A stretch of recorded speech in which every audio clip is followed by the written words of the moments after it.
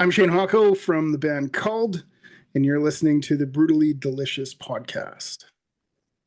One, two, three, four. The Brutally Delicious podcast. The Brutally Delicious podcast. The Brutally Delicious podcast. The Brutally Delicious podcast. 70,000 tons of metal. The original, the world's biggest heavy metal cruise. 60 bands, 4 days, one cruise ship, only 3,000 tickets. From Miami, Florida to Ocho Rios, Jamaica. January 30th to February 3rd, 2025. 5 days and 4 nights mingling side by side with your favorite artists in this incredible fan-friendly scenario that has no comparison. Go to 70,000tons.com and book your ticket now. I'm in Calgary, Alberta, Canada. Oh, wow. Is it cold up there yet, or? Supposed to be our first day of snow today. Oh, wow. But it was like 18 degrees Celsius yesterday. Yeah, I don't know what Celsius is, so we're going to have to... I'm going to guess it's around 70, I guess. Okay, yeah, that's what we got today. But now you're at this... That's a big difference.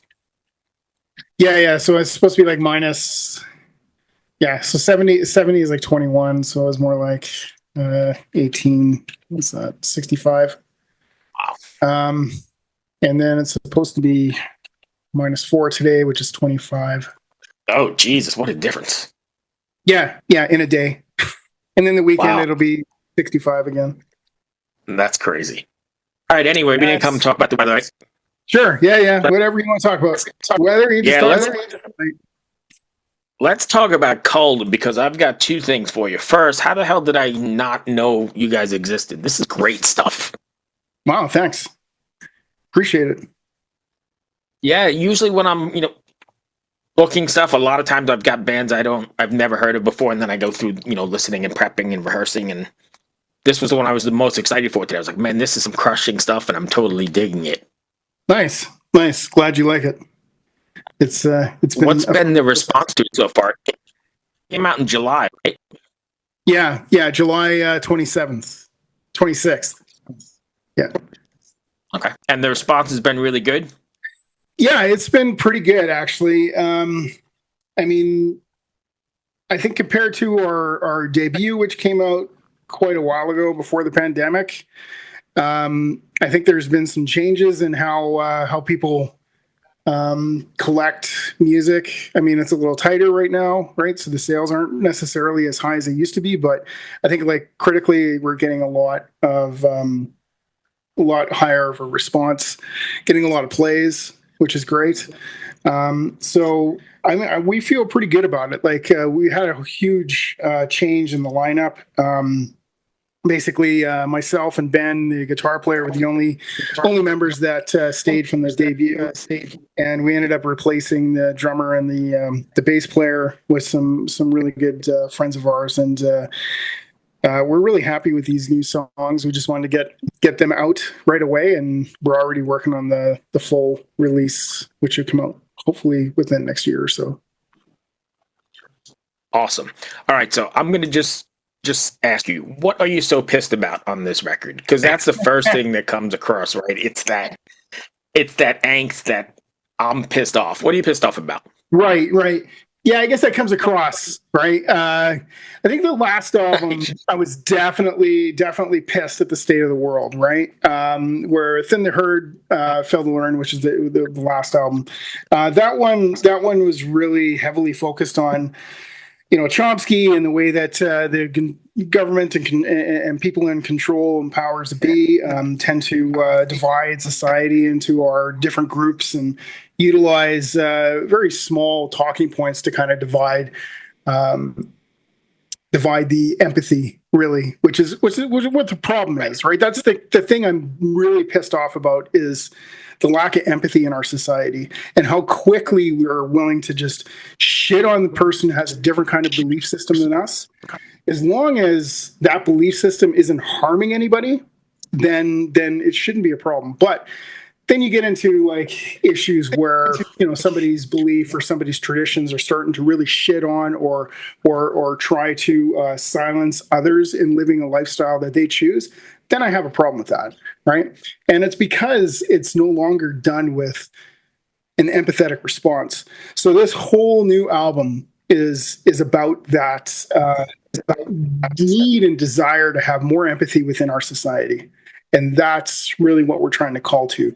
And it has everything to do with our own traumas that we've experienced over the years, especially during the pandemic. It really highlighted that stuff. And how do we deal with those traumas, right? And you know, there's some talk about mental handicaps or mental health really issues, right? And a lot of people tend to self-medicate for these mental issues, and it's not really getting at the heart of what those concerns are, right? And I think that's just par in the course of how our society has decided to drive solutions to this. Instead of doing it with empathy, it's doing it with a mindset of profiteering, right, and division, which is the biggest thing that we're angry about. Okay. You mentioned mental health, and I mean, as much as I talk about it on the show, we've done films about it. We have one of my partners is a mental health crisis counselor over in London, somewhere outside of London. Okay. But we talk about it a lot, but I still don't think it gets across. There's still this stigma, right? And even though we all came out of that same thing, some of us dealt with it different, but it doesn't need to carry that stupid stigma.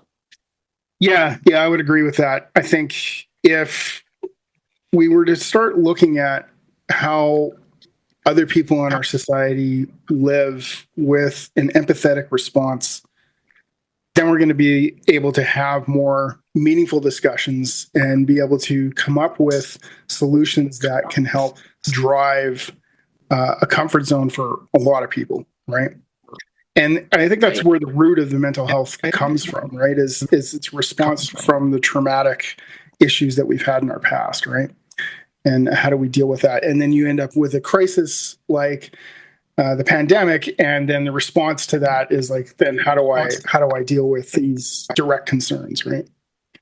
So I don't want to shit on somebody for utilizing medications or self-medication to maybe deal with those issues, right? It's not about that. It's more about the control behind that and the solution of like, this is the answer, not an empathetic response of like, let's hear about what you're going through and let's talk about that and let's try to find a solution together. So I love a world that I live in where empathy can be expressed in such aggressive, pissed off music. It's amazing, and I'm absolutely thrilled by it. You said the reaction's been good. When you guys are you writing all of the songs together, like in the old school sense, or are you writing bits and pieces? Kind of, but not really. So like, I'm in Calgary, and the rest of the band is in Edmonton, which is 2.5 to 3 hours from here drive. And the guitar player, Ben, and Curtis, our drummer, tends to do a lot of writing together. And they work on structures and themes and those type of things. And then we'll get together when we can and do a collaborative process of actually writing this material together and restructuring it in a way that has more impact. So that's how we approach things. And we're very open to suggestions. We're open to, anybody's thoughts on how we should maybe structure a certain song or how we want to approach things. But the big underlying note that we've really wanted to focus on with Culled is we want to have this contrast between speed and aggression and slow, trudging, sludgy, doom-filled riffs that create this contrast of the faster parts will start to feel faster and more aggressive, and the slower parts will feel even heavier and more pounding. And to me, that just it's a unique way to bring tension, and I think that's what we're trying to achieve. Okay, so I'm going to say something. Just bear with me. Take the trip with me for a second, because it probably will make sense, or at least it does in my head. Sure. So I think music always has a way of shining a light at society, right? We did it in the 50s. We did it in the 60s with Vietnam, 70s, whatever. We've done it all along. right? And it sort of shines a light and says, here's the trouble.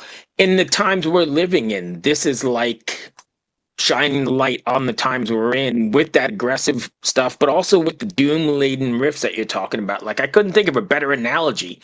It's like music for, even in the United States, or I guess around the world at this point, what we're all living through collectively. Yeah. It's an interesting take, and I like that. And I encourage anybody to take whatever they want out of our music, really. Right? Like, sure, we have lyrical themes and we have a process that we're thinking of when we're creating this stuff. But if somebody's taking something else out of it, fucking awesome. That's great.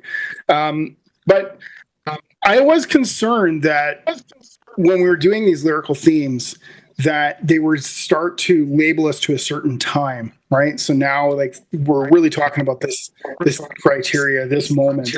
But when you think about it, the lack of empathy has been going on for a long time, and the call to improve that should always be there. So in that reflection, I think, maybe we are kind of writing music that isn't necessarily tagged to this time, but can have a little bit wider spectrum. Right. So even, and allow me to play devil's advocate for a second, even if we use the word tag, there's nothing that says you have to be, I mean, maybe this record would be, right? But there's nothing, your next record is not going to be this record anyway, right? It's going to be something completely different, new themes or whatever. So you really wouldn't be tagged, I don't think. Am I making sense, or am I just... No, it does make sense. I think it's lyrically is what I'm trying to talk about, right? Like lyrically being tied to this era with the content, right? So I try not to speak directly to like whatever's going on in the current. I guess the current spotlight is the American election, right? So it's like that's even happening up here. Everyone's like looking down and going, "Oh God, what's going on?" And there's a lot of tension there. But like to speak about that directly, I think kind of misses the point, right? So yeah, I think like when we create music, we want it to be kind of a unit. So although we only did a 5-song, 22-minute EP this time around, the next time we're going to definitely do a little bit more of a longer dive, get a full release going. But all that music has to tie into each other. All the songs have to have some type of relation to it. And who knows, maybe in the way things are going right now, there's a little bit more chaos going on in the music that we're writing currently. And maybe that's reflecting exactly the moment we're living in, right? So, yeah. Yeah. How hard is it to sequence this kind of stuff? I know you said each song is kind of written with the other in mind, but do you write all in a row, or do you like get them all done and then try and put them together to create that ebb and flow? Yeah. Well, we just write the songs. Like when we did Psycles, we actually had a few other songs that we cut from the list. We just didn't feel that they fit within what we wanted to go, or we felt those were starting to shape a new direction. So we kind of and that's why we ended it, and we said, no, we should just cut this off and make an EP, because the new stuff that we were coming up with was a little different. So this time around, we're really trying to keep it tied in so that it feels like it's all within the same kind of unit, but we're not so worried about like context as far as like this song first or that song next or anything like that yet. But at some point in time, once we get all these things together, we'll see. But the main thing is like being able to create musically a thematic, cohesive project, right? What does this look like out on the road? I know it's tough to tour these days. Is that even an option? Well, it's always an option, right? We haven't really focused on going on a bigger tour right now. Like we've got the ability to do it, but we really just want to focus on writing and entertaining that area first. So we've been playing a lot in our backyard. Playing a lot of shows in Alberta. We'll be playing shows in BC and Saskatchewan at some point in time, maybe even Manitoba. But outside of that small western thing, we're not going to be expanding too soon.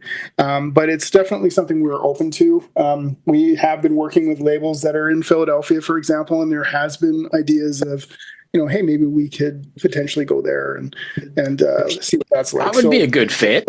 Yeah, we're definitely open to that idea. It's just a matter of figuring out logistically how do we get that stuff to work and a timing that's going to work best with the entire band. Sure. So that brings me to the end of what I had planned. Did I miss anything you want to cover? If not, what's next for Culled? Next, like I said, we're focusing on writing a follow up to this. We're going to be doing some shows in our local area to support it, and that's it. We just want to keep going. Keep with this current lineup. We're really happy with how things are sounding. We're really happy with how the musical integrity is, and we want to move forward with more of it.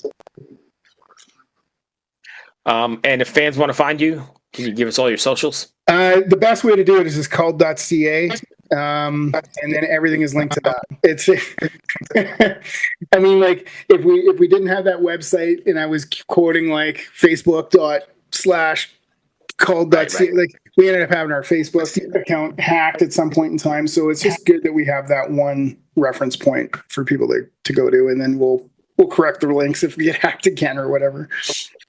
Right.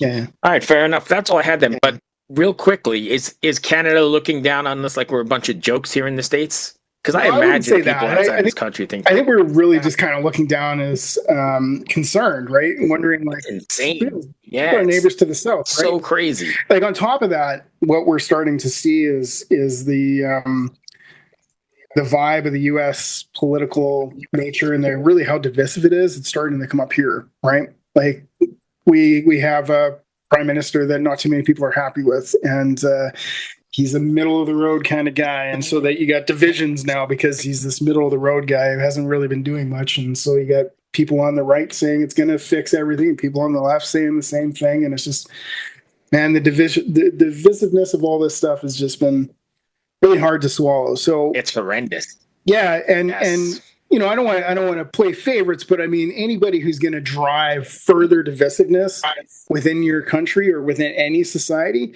I think honestly, especially when they're doing it for their own personal merits and gain, I think that says enough, right? Of like, no, maybe this isn't the job for you. You know, go build yourself another casino or some shit. Right. In 2 weeks from today, it'll be D-Day. So yeah, hope for the exactly, best. Exactly. It's a nerve-wracking time, and I just hope cooler heads and kindness prevails. I'm not saying that. Agree. Hey, either before we go, is a perfect solution. Trust me, it's not. No. Thank you, my friend. I really do enjoy that record. That was my my favorite of the preps for today. Cheers. Thank you. And it'll make my iPod to get listening to the rest of it. So I'm behind. I get so much music every day. Yeah, I get so much music every day. I don't get a chance to listen to everything that comes through. So it was nice that I got to prep for this and went, holy shit, where's this been?